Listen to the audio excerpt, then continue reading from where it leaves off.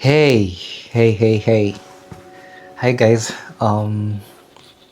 Welcome to Things You Don't Learn in School. So I hope you've had a good day. And if you're watching this in the morning, you had a good night. So today we're gonna describe or talk about life in our 20s. One thing you realize is that time is very short. Time is very short, especially as you grow older, you take up more responsibilities. It's like time is so limited, and it becomes even more limited when you know your purpose and you know the things that you are supposed to do, and you wish that God could add you more like 3 or 4 hours on top of the 24 hours or on top of the 12 hours that you are active, because there's a lot to do. But you are still expected to live a balanced life, because this body is very frail, and if it's not well taken care of, you will be a patient. Life will slow you down and teach you patience by being a patient. So let's look at life in our 20s. For those who are 20 years or between 20 and 30, you need to realize that time is really short.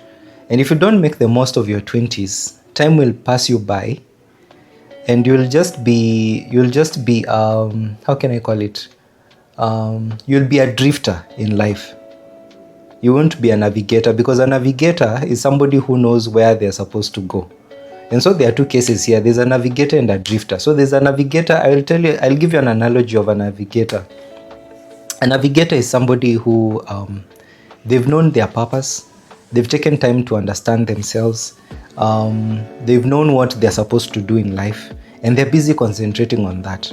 While a drifter is the one who is just being, whose life is being dictated by whatever is happening every day, and they're just going with the wind. They're just being blown by the wind. If they were a ship, they've decided to turn off the rudder, and they're just being tossed wherever by the waves, wherever the waves are going. And now that's a drifter. So in your 20s, one thing you need to realize is that the most important thing that nobody will ever tell you is establish relationship with God. That relationship needs to be solid. And I know there are so many voices that have arisen out there that are contradicting the word of God. They're trying to fight Christianity and say all that. But I tell you, you cannot find satisfaction elsewhere but in God. There are times in life you'll get whereby there are things you cannot even speak to your fellow men or your fellow women. It's only God who can understand your tears and the frustration that you are going through. You'll depending on the family that you come from. Some of you, I know, you are Josephs in your family. You're the ones who God has mandated with the key to change and turn around the destinies of your family, and your responsibility is very heavy. You cannot compare yourself to somebody who is coming from a family that they are well off and they have everything going on together. Some of you are even breaking the cycle of poverty and all that, and I'm telling you, it will take God. The burdens that we carry are so different, and that's why the only option is to run your race according to the script and the blueprint and the timing that God has given you. So in your 20s, once you realize the costs that you'll be expected to pay in life, you start disciplining your life around that thing that you've been called to do, or you start paying the price early enough, because time will fly. The other day I was just 21. How I walked into my 30s, I don't know. It's like I slept and then I woke up. But one thing that I'm grateful to God is that I walked into my 30s having known my purpose, having known what I'm supposed to do, putting up systems to be able to govern my finances and all that, and also living below my means. That's one thing that I've been practicing. And it has brought in a lot of conflicts. I've had scenario like, for instance, the girl that I was dating. some years back called me a stingy person because of that. Because at the end of the day, I realized one thing: I'm not living here to impress anybody. And if you can't fit in my programs in your time, so in your 20s, ensure you know your purpose. Ensure you know what God has called you to do. Number two, after building relationship with God, I will still insist on what I've been talking about. Number two, know your purpose. How can you know your purpose? Purpose is born out of relationship. Purpose is born out of relationship with God. God creates you. And I know some of you saying, but I was born of my mother and my father. Yes, still God created you, because God didn't have to do the story of creation again. He laid a system to replicate himself, and that system is sex. So your father and your mother met, they did whatever they did, or if they don't, or if your mother just got pregnancy from another man, or there's a man who was genuine in your life and the mother decided to walk away, still you are here. You did not choose how you're going to come, but you are here. Yeah, so be plugged into God. Be plugged into God to know your purpose. And once you discover your purpose, knowing is not enough. Start doing something towards it. Start shaping your life and your time towards it. That's how we redeem time. We redeem time by living a life of purpose. Number three, take time to learn the giftings that you have. What are your natural inclinations? What are some of the things that disturb your mind? What are some of the problems that tend to linger? Learn to question everything that you see. Why is it that you can be disturbed if you walk into an environment that is not clean and another person can live in that environment? Get to note those things down. But you can take a journal and begin to write, I like clean spaces. I like excellence. I don't like being talked to in a harsh way. Those are still part of the steps you're taking towards discovering yourself and discovering your giftings.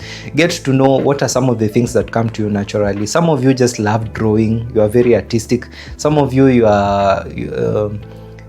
you express yourself musically. Some of you, you are good in poetry. Some of you, you are good in pottery. Some of you are good in playing instruments. Some of you are just good. You just like problems. You're drawn to problems, and anytime you see a problem, you want to solve it. You must be processing. Such a person must be possessing problem-solving skills. Don't ignore that. Take note of that. Take note of that, because those are part of the things, are the groanings. I call them groanings that are inside of you, that God will be using those things to respond as you pursue your purpose, because your purpose is about solving a problem in the grand scale of things. Another thing is take time to also study your strengths, your weaknesses, and the opportunities and threats. Basically, do a SWOT analysis. And a SWOT analysis, you cannot do it one time. You will do it in your 20s. As you also advance in the later years of your 20s, you still have to do another SWOT analysis. You can do it also in your 30s. This makes you aware of the dynamics that are changing around you, or makes you aware of the strengths that you've garnered, the weaknesses that you've realized, the weaknesses that you've been able to cover, and the opportunities that are around you, and also the threats. Like, for instance, if you know that I'll use the example that God has called you and you are a Joseph in your family, you have to know that the weapon that will be fashioned against you, that will be a threat, most of the time there will be a Potiphar on the way, and not one, not two. Potiphar may come in the name of a girlfriend who can distract you, could be pornography and everything. You get.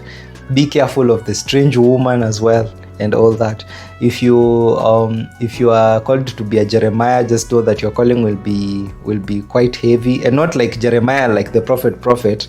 Like, let's say your gifting is close to that of Jeremiah. The reason why I'm going that direction is because even Jesus, when he came, he opened the Bible and he read the passage in Isaiah and said, here is where it is written about me.